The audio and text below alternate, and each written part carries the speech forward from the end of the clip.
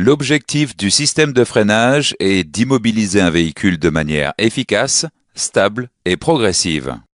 Les facteurs influençant l'efficacité du freinage sont les suivants: le conducteur, les conditions d'adhérence de la chaussée, l'état d'usure des pneumatiques et les forces dynamiques qui sont la force d'appui, la force longitudinale et la force transversale.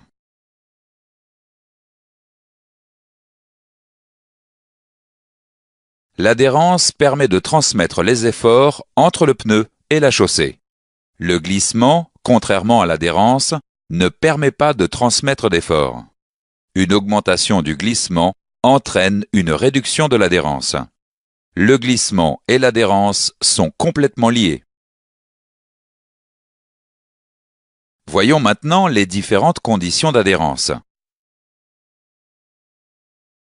Sur béton sec, le coefficient d'adhérence est à son maximum et le glissement est presque nul. Sur chaussée mouillée, il y a moins d'adhérence et le glissement augmente. Sur neige fraîche, le coefficient d'adhérence chute et le glissement est très élevé. Sur verglas, le coefficient d'adhérence est presque nul et le glissement est à son niveau maximal.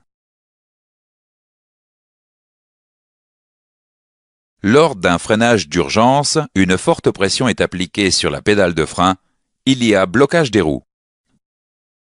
Le blocage des roues entraîne une perte de la stabilité et du contrôle du véhicule. Lorsque le glissement est à 100%, les roues se bloquent et le véhicule perd en adhérence. Le rôle du système ABS est d'empêcher le blocage des roues lors d'un freinage d'urgence. Un glissement ne dépassant pas 20% permet de conserver le contrôle du véhicule.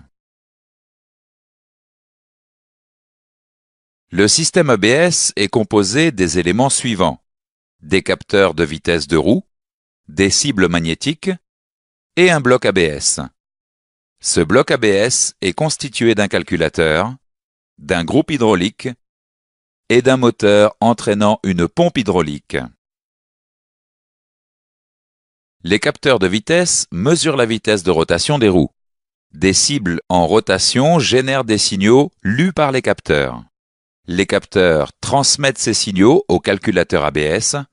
Une chute rapide de vitesse indique la tendance au blocage d'une roue. Il existe deux types de capteurs de vitesse de roue: les capteurs passifs et les capteurs actifs. Le capteur passif, aussi appelé capteur inductif, est composé d'un aimant permanent et d'une bobine. Le capteur est placé devant une cible.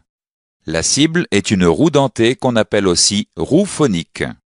La roue dentée en rotation génère une variation de champ magnétique et induit un signal sinusoïdal.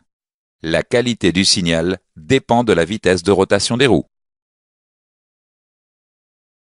Le capteur actif est alimenté par le calculateur. Il permet de mesurer des vitesses de rotation dès 0 km/h. Le capteur est fixé en face de la cible. Celle-ci est parfois intégrée au roulement de roue.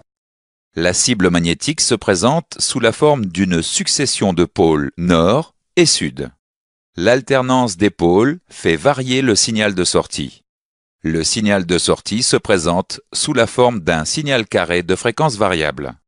En cas de remplacement du roulement de roue, respectez les préconisations de la documentation technique.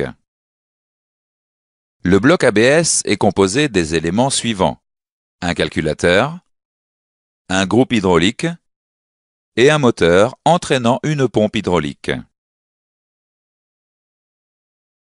Le calculateur reçoit des informations en provenance de chaque capteur de roue. Dès qu'une roue tend à se bloquer, le calculateur commande les électrovannes et la pompe hydraulique. Le calculateur reçoit une information provenant de la pédale de frein.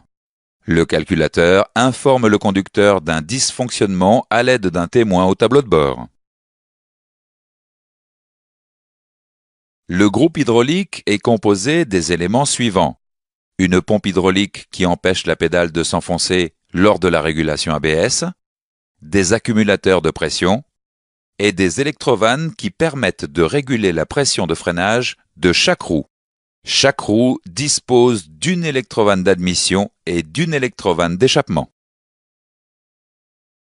La présence de la régulation ABS sur les roues arrière élimine le besoin d'un compensateur de freinage.